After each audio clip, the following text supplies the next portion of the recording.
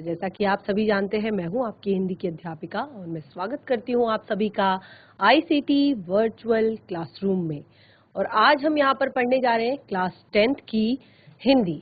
तो class 10th की हिंदी में आज हम शुरू करेंगे अपनी हिंदी पाठ्य पुस्तिका क्षितिज भाग 2 का चैप्टर 1, जो कि आपके काव्य खंड से इसकी स्टार्टिंग है। काव्य खंड से आपका ये जो आपकी बुक है ये शुरू होती है। काव्य खंड में आपका पहला चैप्टर है सूरदास। तो सूरदास के पद यहाँ पर आपको दिए गए हैं। आपने सूरदास के पद पढ़ने हैं, उनका भावार्थ समझना है और साथ ही उन पदों को अपनी कॉपी में लिखना है, भावार्थ को भी अपनी कॉपी में लिखना है। तो क्लास 10th के आप बच्चे हैं। सबसे पहले आज फर्स्ट डे है हमारी हिंदी की क्लास का, क्लास 10th में। तो सबसे पहले मैं आप सभी का यहाँ पर हार्दिक स्वागत और अभिनंदन करती हूँ। आईसीटी वर्चुअल क्लास के माध्यम से आप क्लास 10th में आ गए हैं और आगामी आपकी जो कक्षाएं हैं उनके लिए बहुत सारी शुभकामनाएं देती हूँ, क्योंकि आप क्लास 10th में हैं, बोर्ड एग्जाम्स आपके होते हैं। तो आपको ढेर सारी तैयारियां, ढेर सारे ध्यान के साथ आपको पढ़ना होता है साल भर। तो आज से ही हम शुरुआत करते हैं अपनी इस पढ़ाई का, इस पाठ्यक्रम का। तो आप सभी बिल्कुल अपने ध्यान पूर्वक आप पढ़ेंगे, ध्यान पूर्वक आप समझेंगे जो भी आपको पढ़ाया जाएगा। और साथ ही साथ एक चीज मैं आपको और बता दूं कि जब भी आप क्लास में बैठेंगे आप रेडी रहेंगे अपने माइक के साथ, क्योंकि कोई भी आपका डाउट होता है, कोई भी चीज आपको समझ में नहीं आती है तो आप साथ के साथ पूछ सकते हैं। कोई भी समस्या आपकी है, अपनी समस्या हमें बता सकते हैं। कोई बात अगर आपको अपनी रखनी है तो आप बता सकते हैं। कुछ भी हमसे शेयर करना चाहते हैं, कोई प्रॉब्लम है या कुछ पूछना है, कुछ बताना है, तो सारी बातें आप हमारे साथ शेयर कर सकते हैं। तो बिल्कुल रेडी हो जाइए अपनी नोटबुक्स के साथ। हम चलते हैं स्मार्ट बोर्ड की तरफ। शुरू करते हैं अपने आज के सेशन को। सभी बच्चे ध्यान पूर्वक पढ़ेंगे और समझने का प्रयास करेंगे। तो ये हमारा हिंदी का काव्य खंड यहाँ से शुरू होता है। हिंदी में आपके 2 खंड दिए रहते हैं, एक काव्य खंड और दूसरा आपका गद्य खंड।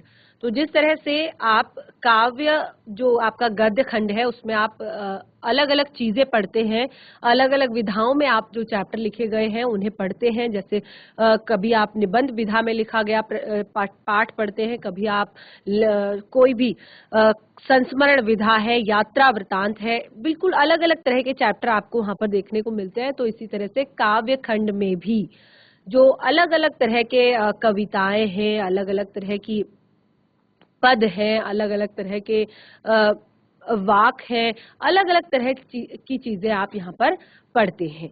तो सबसे पहले हम शुरू करेंगे अपने पहले चैप्टर से, जो है सूरदास के पद। तो सूरदास के यहाँ पर पद आपको दिए गए हैं, उनको हम पढ़ेंगे। लेकिन उनको पढ़ने से पहले हम यहाँ पर सूरदास जी के जीवन परिचय पर एक नजर डालते हैं। सूरदास जी का जीवन परिचय हम पढ़ेंगे। जो जो मेन चीजें हैं उनको आप अपनी नोटबुक में, अपनी जो आपकी पाठ्य पुस्तिका है, जो आपकी बुक है हिंदी की क्षितिज, उसमें आप अंडरलाइन करते जाएंगे जो भी जरूरी चीजें आप यहाँ पर पढ़ेंगे। सूरदास का जन्म सन 1478 1478 में माना जाता है। सूरदास का जन्म 1478 में माना जाता है। देखिए, ये जो इनके जन्म की कोई एक क्लियर आपको डेट नहीं बताई गई है, और जन्म का जो क्लियर सन है, देखिए वो भी यहाँ पर क्लियर नहीं है कि कब किस 14 के कौन से ईयर में हुआ था। तो माना जाता है, एक मान्यता के अनुसार उनका जन्म मथुरा के रुनकता या रेणुका क्षेत्र में हुआ था, और दूसरी मान्यता के अनुसार उनका जन्म दिल्ली के पास सिंही में माना जाता है। यानी कि इनके जन्म की भी जो स्थान है वो भी क्लियर नहीं है। महाप्रभु वल्लभाचार्य के शिष्य सूरदास अष्टछाप के कवियों में सर्वाधिक प्रसिद्ध हैं। वे मथुरा और वृंदावन के बीच गौ घाट पर रहते थे और श्रीनाथ जी के मंदिर में भजन कीर्तन करते थे। सन 1583 1583 में पारसौली में उनका निधन हुआ।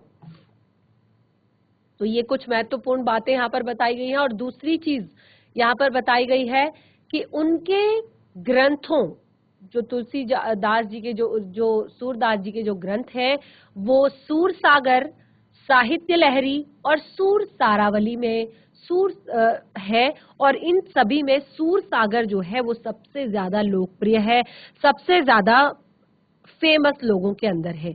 और इनकी जो रचनाएं थी, आपने देखा होगा सूरदास जी की जो रचनाएं हम ज्यादातर पढ़ते हैं, उनमें ज्यादातर क्या होता है कि ये जो एक भारतीय जो हमारा समाज है, उस समाज का जो अंतरंग चित्र, बहुत सामान्य सी चीजों को लेकर ये चलते हैं, बहुत सामान्य चीजों पर ये अपने पद लिखते हैं, अपनी कविताएं लिखते हैं। क्योंकि यहाँ पर जो इन्होंने जो भी अपनी कविताएं लिखी हैं, इसमें मनुष्य की स्वाभाविक जो वृत्तियां हैं, कोई भी चीज ऐसी बढ़ा चढ़ा कर इन्होंने यहाँ पर नहीं लिखी है। मनुष्य की जो भी स्वाभाविक वृत्तियां हैं वो यहाँ पर सूरदास जी द्वारा बताई गई हैं। और दूसरा, इनके रचनाओं में वात्सल्य और श्रृंगार, जैसे कि श्री कृष्ण के बारे में पद इन्होंने लिखे हैं, सूर के पद जो है, तो वात्सल्य और श्रृंगार के श्रेष्ठ कवि सूरदास माने जाते हैं। तो एक एक पॉइंट जो है मेन उसको आप यहाँ पर नोट डाउन करेंगे। बाकी का जो जीवन परिचय है उसको आप अपनी कॉपी में नोट कर सकते हैं, लिख सकते हैं और अपने पाठ्य पुस्तिका से रिवाइज कर सकते हैं, एक बार पढ़ सकते हैं। तो जैसे कि हमने कहा, यहाँ पर आपको सूरदास जी के पद दिए गए हैं। अब ये जो पद हैं, यहाँ पर जो पद दिए गए हैं सूरदास जी के, ये भ्रमर गीत से लिए गए हैं। जो भ्रमर गीत इनका जो लेख है उससे लिए गए हैं, के नाम से प्रसिद्ध है। और ये भ्रमर गीत कब लिखा गया है? देखिए क्या होता है कि जब एक बार श्री कृष्ण भगवान के बारे में आप सभी को पता है, क्लास 10th के आप बच्चे हैं, पूरी कहानी सीरियल के माध्यम से या अलग अलग तरह से आपने पढ़ा है कि श्री कृष्ण भगवान देवकी और वासुदेव के पुत्र थे।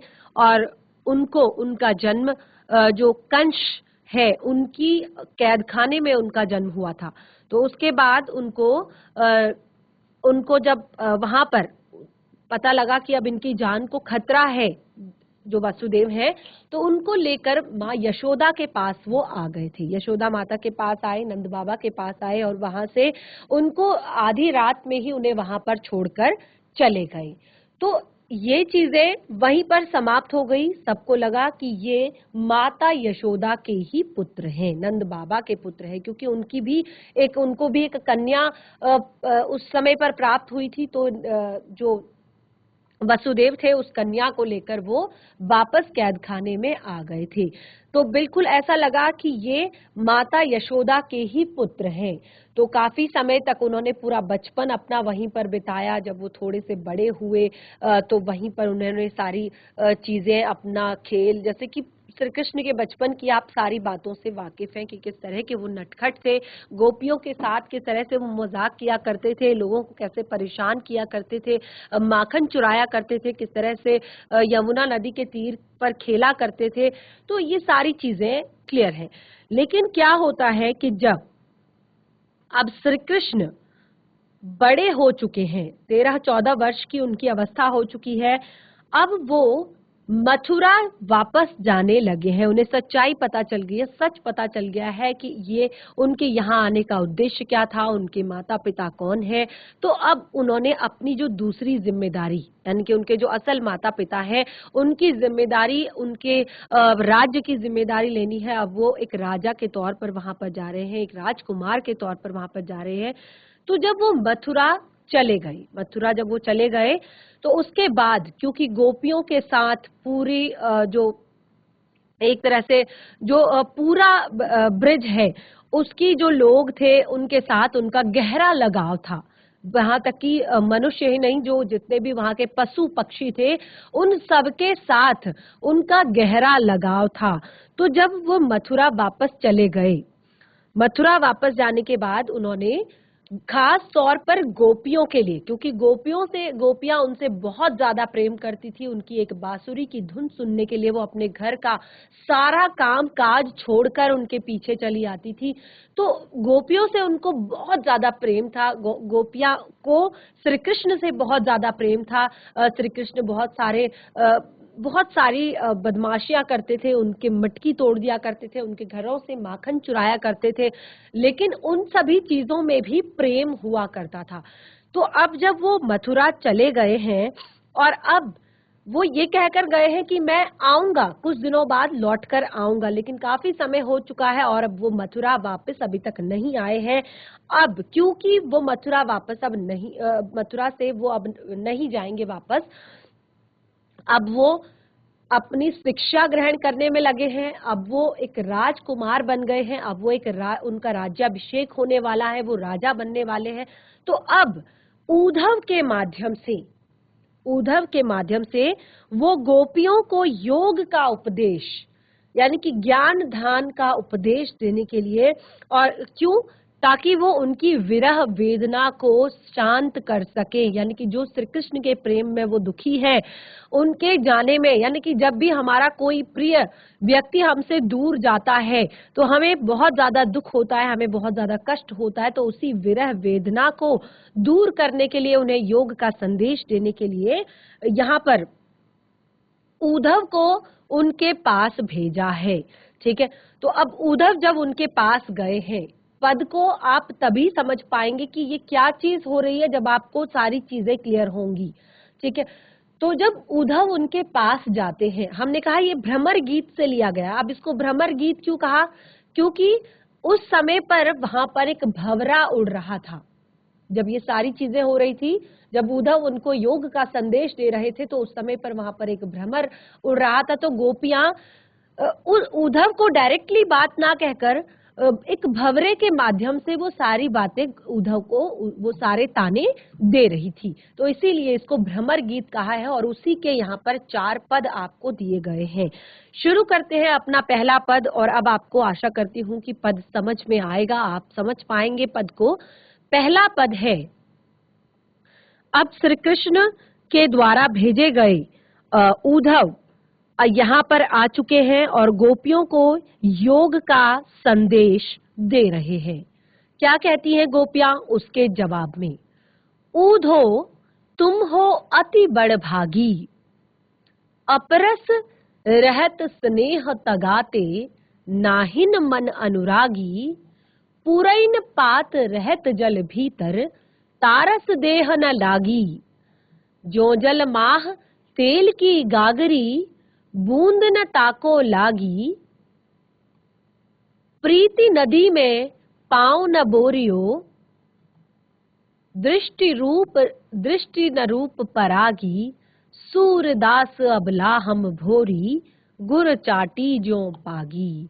तो क्या कहती हैं यहाँ पर गोपियां अब उद्धव से कह रही हैं। देख सकते हैं आप, जो चित्र है अभी हम स्पष्ट रूप से चित्र आपको आपकी पाठ्य पुस्तिका में दिया गया है, यहाँ पर भी शो किया जाएगा। तो अब गोपियां, जब उद्धव इस प्रकार योग का संदेश गोपियों को दे रही है, तो गोपियां क्या कहती हैं? देखिए, गोपियां उद्धव पर व्यंग कर रही हैं, उन पर ताने कस रही हैं, उन पर उनका मजाक बना रही हैं, एक तरह से उन पर व्यंग कर रही हैं कि ऊधो तुम हो अति बड़ भागी। हे उद्धव, आप तो बड़े ही भाग्यवान हो, बड़भागी अर्थात भाग्यवान, भाग्यशाली। हे उद्धव, आप तो बड़े ही भाग्यशाली हो। अपरस रहत स्नेह तगाते, नाहिन मन अनुरागी, यानी कि तुम एक मतलब प्रेम के साथ रहकर, कृष्ण का दूसरा रूप ही प्रेम है, वो सबको प्रेम करते हैं, वो सबसे प्रेम करते हैं।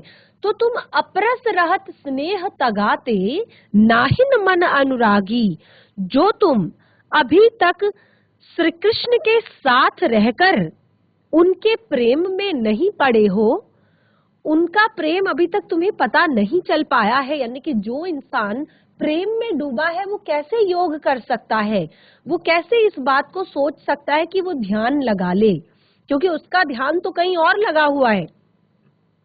अपरस रहत स्नेह तगाते, नाहिन मन अनुरागी, पुरैन पात रहत जल भीतर, तारस देह न लागी। ये तो ठीक उसी प्रकार हो गया कि जिस प्रकार जो हमेशा जल में रहने वाला एक कमल का पत्ता है, उसको आप देखेंगे, उस पर आप जल की बूंद डालेंगे तो एक बूंद भी उसके ऊपर नहीं ठहरती।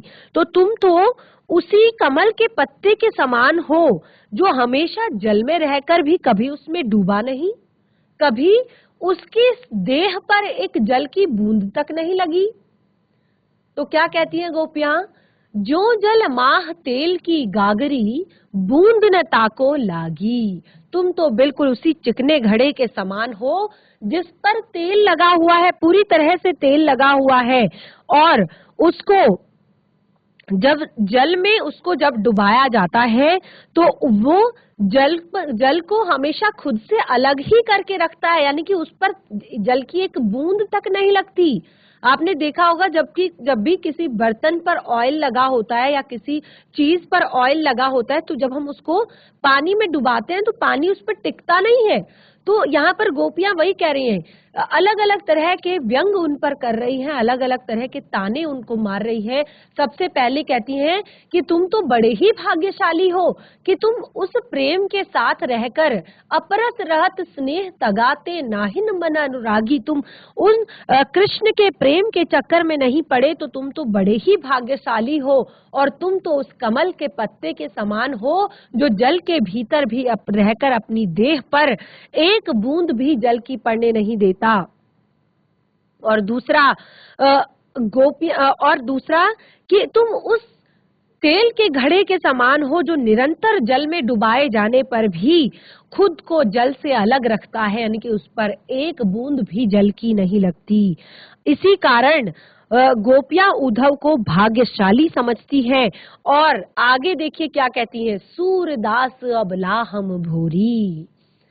अब वो अपने आप को, वो उद्धव को भाग्यशाली कहती हैं और अपने आप को अबला कहती हैं, अपने आप को अभागिन कहती हैं। क्यों कहती हैं अपने आप को अभागिन? क्योंकि वो बुरी तरह से श्री कृष्ण के प्रेम में पड़ चुकी है। वो इतनी बुरी तरह से कृष्ण के प्रेम में डूब गई है कि इतनी बुरी तरह से वो श्री कृष्ण के प्रेम में पड़ चुकी है कि जैसे गुड़ चाटी जो पागी। तो जिस प्रकार एक चींटी जो है गुड़ पर चिपक जाती है और उसके बाद वो अपने आप को कितनी भी कोशिश कर ले उससे छुड़ा नहीं पाती और अंत में अपने प्राण वहीं पर त्याग देती है, तो उन पर इतना बड़ा व्यंग करते हुए कहते हैं, प्रीति नदी में पाँव न बोरियो, दृष्टि न रूप परागी। वो कहती हैं कि हम तो अभागिन हैं, हम तो अबला हैं, जो हम श्री कृष्ण के प्रेम में पड़ चुकी हैं, बहुत बुरी तरीके से उसमें फंस चुकी है, और जबकि तुम तो उनके साथ दिन रात रहते हो, फिर भी तुमने उनके प्रेम रूपी दरिया में कभी पांव नहीं रखा। प्रीति नदी में पांव न बोरियो, दृष्टि न रूप परागी, और न ही कभी उनकी रूप सौंदर्य का तुमने, क्योंकि भगवान का रूप सौंदर्य इतना सुंदर है, इतना सुंदर है, इतना सुंदर है कि अगर सच में कभी किसी से उनकी नजरें मिल जाती हैं तो वो व्यक्ति फिर कहीं और देखने लायक नहीं रहता, क्योंकि उसका ध्यान जो है कृष्ण की तरफ चला जाता है, पूरी तरह से वो कृष्ण में डूब जाता है।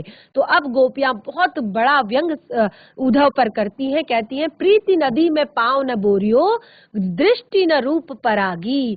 तुमने कृष्ण के साथ रहकर कभी उनकी प्रेम की नदी में पांव नहीं डाला, कभी उनके रूप सौंदर्य को शायद नहीं निहारा है, तभी तुम्हारी ये स्थिति है, वरना हम तो अभागिन हैं जो उनके प्रेम में अपने प्राण, अब केवल हमारे प्राण निकलेंगे और कुछ नहीं होगा, क्योंकि गुड़ चाटी जो पागी, जिस प्रकार चींटियां जो है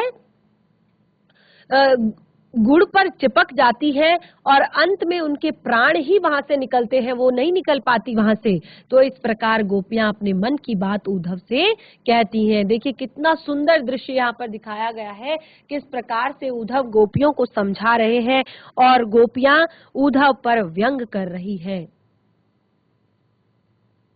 अगली पंक्तियां हैं, अगला पद है, मन की मन ही मांझ रही, कहिए जाए कौन पे ऊधो, नाही परत कही, अवधि आधार आस आवन की, तन मन बिथा सही, अब इन जोग संदेश तन सुन सुनी, बिरहन बिरह दही, चाहती हुती गुहारती, जतिते उत्ते धार बही, सूरदास अब धीर धरिह, क्यों मरजाद न लही। तो देखिए क्या क्या कहती हैं, तो अगले पद पे क्या कहती है गोपियां, मन की मन ही मांझ रही, कहिए जाए कौन पे ऊंधो, ना ही परत कहीं। अब उद्धव से जब एक बार उन्होंने व्यंग कर दिया है शुरुआत में जब वो आए, क्योंकि वो गुस्से में है, गोपियां गुस्से में है, क्योंकि उनको लग रहा है कि कृष्ण हमसे आने का झूठा वादा करके अभी तक नहीं आए हैं, तो उनके अंदर एक गुस्सा है जो उन्होंने उद्धव पर निकाल दिया है, अपना गुस्सा, अपना क्रोध उद्धव पर निकाल दिया है, और अब क्रोध को निकालते निकालते वो थोड़ा सा दुखी हो गई हैं, थोड़ा सा अब उनको अपना दर्द जो है, अब उनके मन का वो जो दर्द है वो उद्धव के साथ बांटते हुए कह रही हैं कि उद्धव को अपने मन की पीड़ा बताते हुए कह रही हैं कि मन की मन ही मांझ रही, कि श्री कृष्ण तो गोकुल छोड़कर चले गए हैं। अब उनके मन की जो स्थिति है, अब जो उनके अभी तक क्या था कि वो सारी बातें कृष्ण के साथ शेयर किया करती थी, अपनी जितनी भी प्रॉब्लम्स होती थी। पहले तो कोई प्रॉब्लम होती नहीं थी, कोई समस्या थी ही नहीं, जब कृष्ण थे तो समस्या ही नहीं थी, लेकिन अब कृष्ण नहीं है, समस्याएं हैं। तो अब गोपियां कहती हैं कि कृष्ण तो गोकुल छोड़कर चले गए हैं, लेकिन हमारे मन की जो अब स्थिति है, हमारे मन का जो प्रेम भाव है, हमारे मन की जो दुख है, जो हमारे मन का कष्ट है, मन की मन ही मांझ रही। अब वो मन में ही रह गई है। किसके साथ शेयर करें हम अपने हृदय की बातों को, अपने मन की बातों को किसके साथ बांटे, किसको अपना दुख बताएं, किसको कहें कि हम अब उदास हैं, हम दुखी हैं। कहिए जात कौन पे उधो, किससे कहें हम अपने मन की बात को, और ना ही परत कही। ये बातें किसी और किससे नहीं कही जाती, ये बातें हम किसी और के साथ नहीं शेयर कर सकते, और सिर्फ इसी आस में, अवधि आधार आस आवन की, मन की बिथा सही। इस बात को आधार मानकर, अवधि आधार आस आवन की, इस बात को आधार मानकर अपने मन की व्यथा को, अपने तन मन की व्यथा को, अपने शरीर के कष्ट को, अपने मन के कष्ट को हम इस बात को सोच सोच कर अभी तक सह रहे थे कि कृष्ण आएंगे और हमारे दुखों को दूर करेंगे, हमारे मन की व्यथा को सुनेंगे। इसी आधार पर अभी तक हम अपना जीवन जो है काट रहे हैं किसी तरह से, इसी आधार पर अपने मन की व्यथा को सह रहे हैं, मन ही मन में उसको जमाए बैठे हैं, किसी और के साथ शेयर करना तो बनता ही नहीं है। तो आगे कहते हैं कि अब इस जोग संदेशन सुनी सुनी, बिरहिन बिरह दही। एक तो हम इसी तरह से अब इस आस पे कि श्री कृष्ण आएंगे और हमारे मन की बातों को सुनेंगे, ये सोच सोच कर अपने तन मन की पीड़ा को सह रही थी।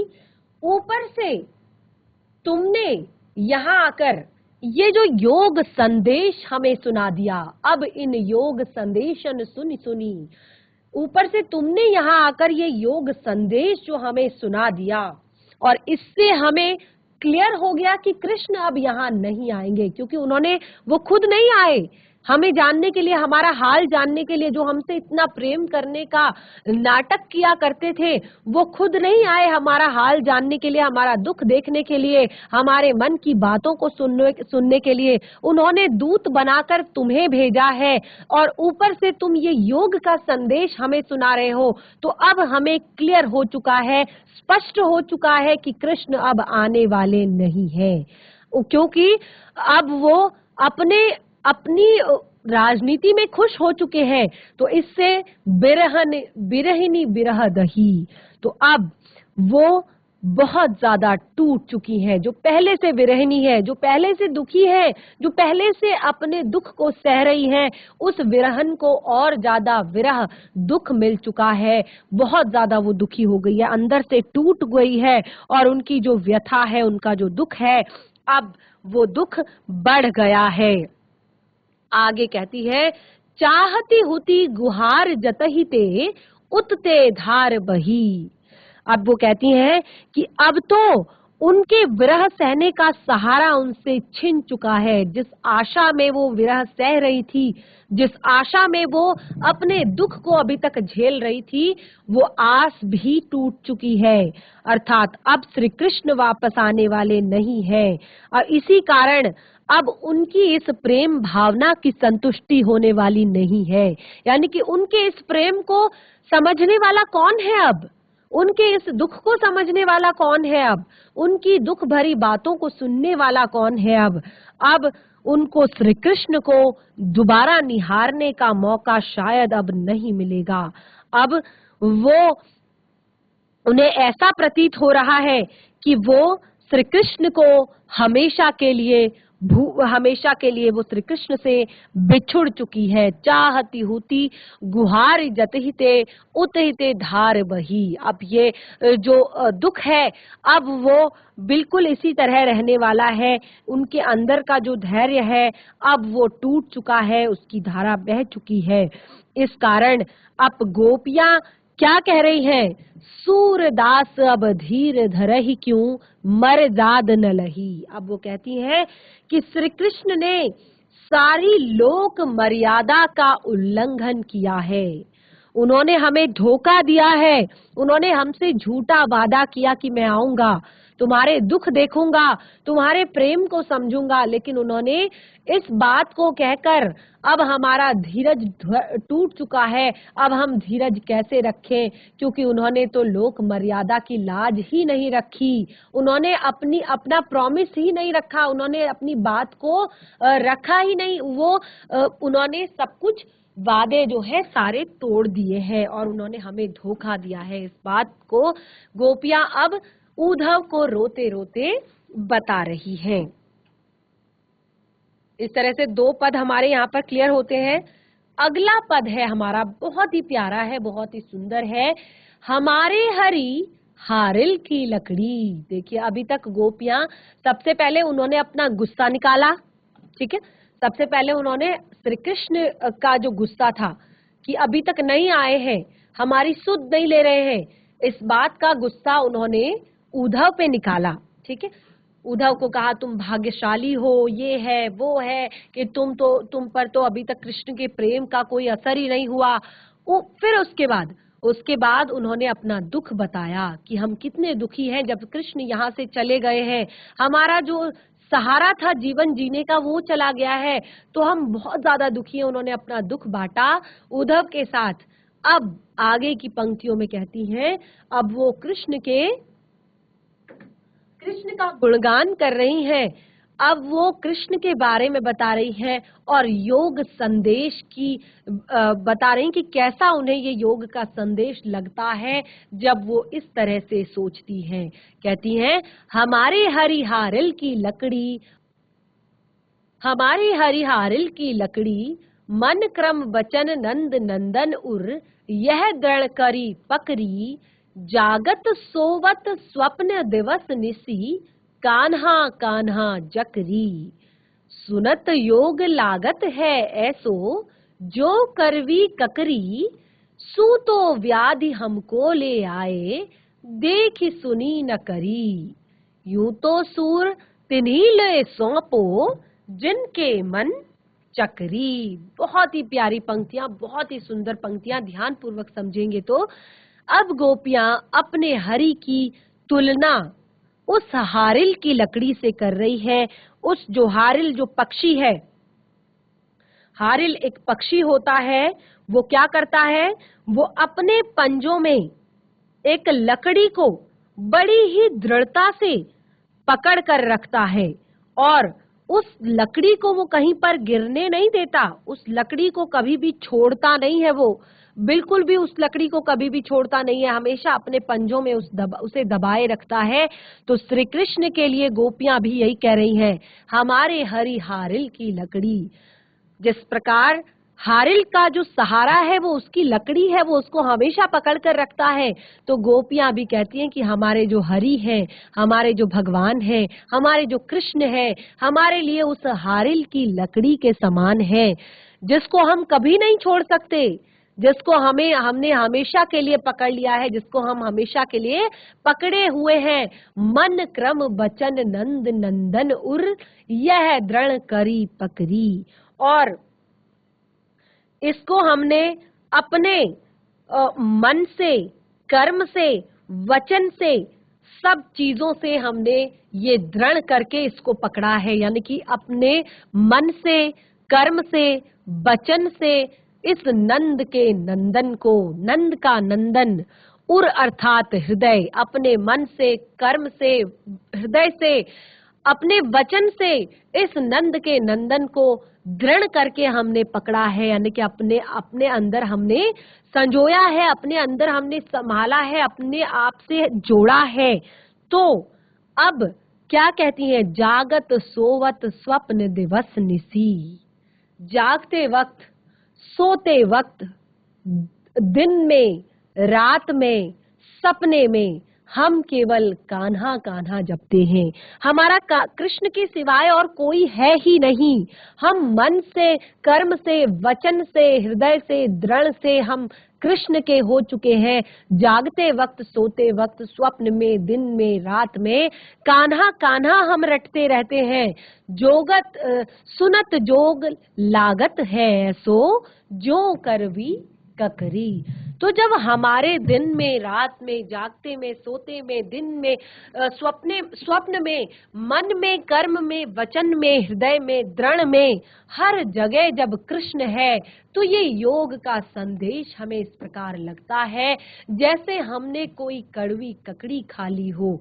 देखिए, जब हम बहुत स्वादिष्ट खाना खा रहे होते हैं और हम सलाद में ककड़ी लेते हैं, तो अगर हम ककड़ी मुंह में डालते हैं और वो ककड़ी हमें कड़वी लगती है, तो हमारा पूरा स्वाद खराब हो जाता है और हम फटाफट उसे मुंह से बाहर निकाल देते हैं। यानी कि हम ऐसी चीज को ग्रहण ही नहीं करना चाहते जो बिल्कुल हमें पसंद नहीं है, जो हमारा मुंह कड़वा कर दे। तो कृष्ण के द्वारा भेजा गया ये योग संदेश भी, जब गोपियां कृष्ण के प्रेम में पूरी तरह से डूबी हुई है, तो उन्हें ये योग का संदेश उस कड़वी ककड़ी के समान ही प्रतीत हो रहा है। तो बच्चों, आज हमने यहाँ पर 4 पद हमारे दिए गए हैं सूरदास जी के, जो 2 पद हैं वो हमने बिल्कुल क्लियर कर लिए हैं, बहुत अच्छे से हमने पढ़ा है और आशा करती हूँ कि आपको भावार्थ समझ में भी आया होगा। नेक्स्ट हमारा जो सेशन होगा, उस सेशन में हम बाकी के इन 2 पदों के भावार्थ को अच्छे से समझेंगे और साथ ही भावार्थ को नोट डाउन भी करेंगे अपनी कॉपी में। और आज का आपका होमवर्क है कि आप जो शुरुआत के 2 पद हमने दिए हैं, इन दोनों पदों के भावार्थ को आप लिखने का प्रयास करेंगे। और जैसे कि मैं आपको कहती हूँ कि हर समय अपने माइक को प्रॉपर तैयार रखिए। जो भी दिक्कत होती है, अगर कोई भावार्थ समझ में नहीं आ रहा है, कोई पंक्ति समझ में नहीं आ रही, कोई शब्द समझ में नहीं आ रहा है, तो आप माइक लेकर या चैट के माध्यम से अपनी समस्याएं हमारे साथ शेयर कर सकते हैं। आज का सेशन हमारा यहीं पे समाप्त होता है। हम कंटिन्यू करेंगे अपने इसी टॉपिक को नेक्स्ट सेशन में। तब तक के लिए धन्यवाद। आपका दिन शुभ हो।